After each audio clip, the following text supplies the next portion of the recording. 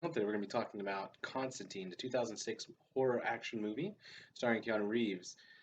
So, right off the bat, when this movie kind of came out, the comic book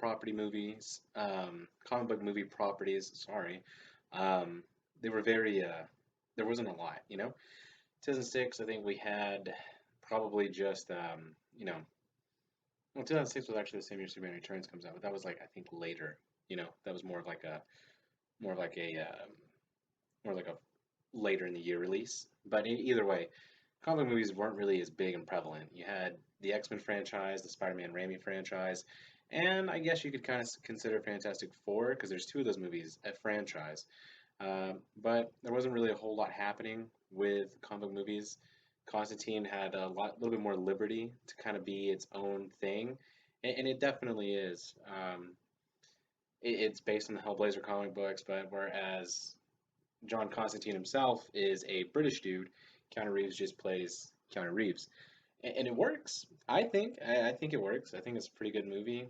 Uh, the visuals are actually absolutely stunning. There's a lot of really good visuals in that movie that maybe I just wasn't aware of when the movie came out in 2006, and um, when I saw it back then, I just wasn't aware of it. I was just excited to see sort of like an edgy, religious kind of comic book movie that was going to be ultra violent. I didn't even really read the Hellblazer comics. I think I picked one up at a comic book store, but I didn't like the art. You know, like Jim Lee art is. I think I've said this before. Jim Lee art is kind of like my favorite kind of art. Alex Ross art is really good.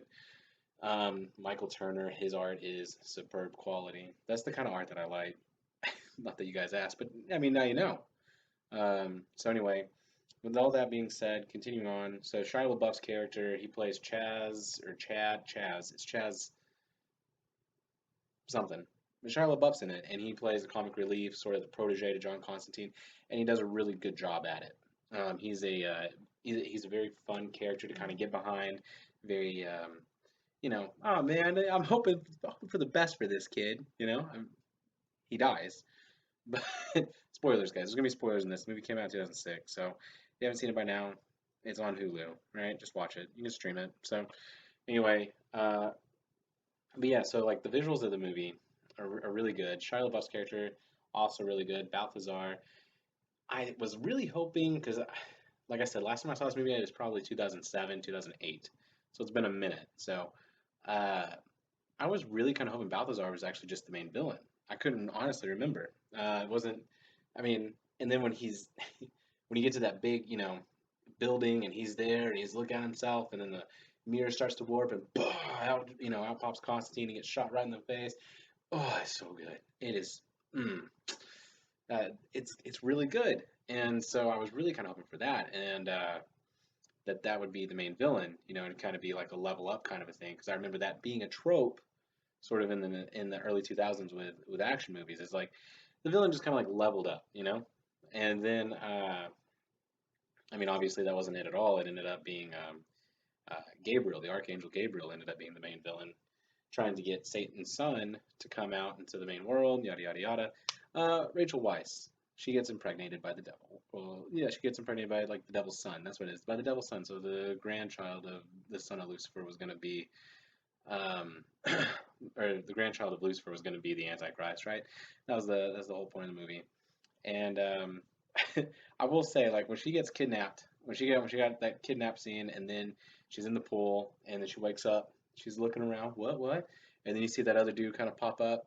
Her grouping was really good. She had really good grouping on the chest, and I was like, man, huh, look at that. Rick O'Connell taught her well. That was my first thought, because the mummy, right? So stupid.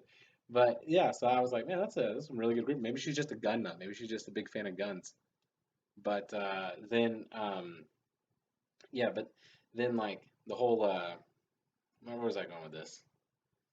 What's my train of thought? So anyway, she's got that scene, and then when she, like she's got like the demon inside of her, and her makeup changes, and she just looks really evil. Like that's some pretty good, kind of scary stuff. It's like, oh man, whoa, that's pretty good. I wasn't really kind of expecting it to be on that level. I was kind of expecting it to be that cheap looking CGI stuff that we see when she first meets John Constantine. officially. You know what I'm saying? That's sort of like, oh hey, here's like no face and just a bunch of teeth and maybe some wings and it's all like a beige color bad guy, right? It's not scary, it's not intimidating, it's just cheap looking. But so anyway, but I think they saved the bulk of that budget for the ending fight scene because that ending fight scene, it's small and it's not this big grand explosion of an experience. It's just it's all tight and contained and small, and you get this really great sort of character development from the action, right? So you have John Constantine, and he's the whole movie just kind of like, oh yeah, I'm ready to die. Oh yeah, kill me, blah, blah, blah, blah. Like he's fine with it. He wants to get into heaven, but he's not going to take the steps necessary. Um, and uh, and then when he does take those steps necessary, and he becomes when he does this, self-sacrificing thing to save the twin sister of Rachel Weisz, which is Rachel Weisz in the movie. Um, when he does that, and then he's able to save himself, right? And so like then he's going into heaven. He's having just that conversation with the devil, kind of leading into it. Like that whole conversation. That actor, I mean, you see him in so much stuff. He's just so good and maniacal. Like he's so slithery and icky. And I think Tilda Swinton works as Gabriel for the villain, not because like, oh, it's a fallen angel complex. Like, no, those are stupid. I am sorry to say, I don't like it when movies kind of do things like that of like trying to switch up like reality of like heaven and hell and things like that. Like it just kind of, if you believe in that, we're not gonna venture too far into the weeds on this. I'm just not always the biggest fan when they do those kinds of things. And this movie did the thing that I kind of hated, which was they took an archangel character type in Gabriel and they made him the bad guy, but he still had the chance for redemption, which is fine. And they didn't do this whole thing where like you would probably see in a 2020 movie where you would have where you could have